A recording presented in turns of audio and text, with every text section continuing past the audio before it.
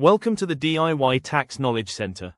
In this video we will explore how to enable the MTD VAT feature and how to connect the app to your HMRC VAT account. So let's look how to enable the MTD VAT feature. Customers should click on the Settings menu on the front page. This will take the customer to the Setup wizard.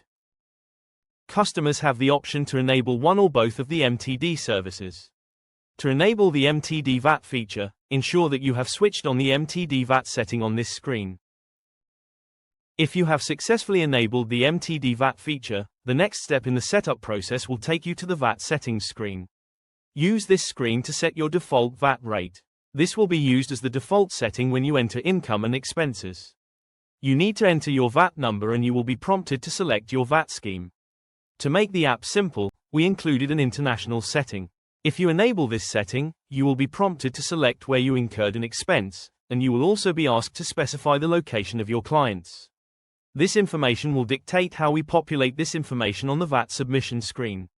Most of our customers do not have international income or expenses, so if this setting is not enabled, it hides a layer of complexity that is not relevant to them. Once the customers have completed and saved the settings, the app will take the customer back to the home screen. You will notice that a new MTD VAT menu option now appears on the home screen. Click on the MTD VAT menu to access the MTD feature. The app will now check if you are already connected to your HMRC account. If you have already connected the app, you will be taken straight to the VAT submission screen. If you have not connected the app, a wizard will appear to guide you through the connection process. This wizard will prompt you to enter your VAT number, your VAT scheme, and then you should click on the Connect button. The most common mistake that customers make on this screen is that they type in their HMRC login instead of their VAT number. So please make sure that you enter your VAT number on this screen. The app will take you to your HMRC login screen so that you can grant the app access to communicate with HMRC on your behalf. You should select Accept or Reject the cookie settings at the top of the screen just to make the screen easier to use. Customers should select Continue on this screen to proceed to the next step.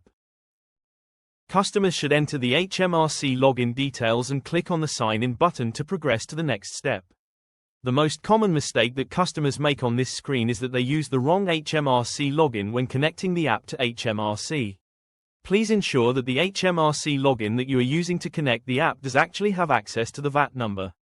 To check this, please log into the HMRC website directly and check if you can view the VAT number. Once you have logged in and assuming that you have used the correct HMRC login details, customers should click on the Give Permission button. By doing this, HMRC will send our app a long encrypted token that we will use to exchange information on your behalf.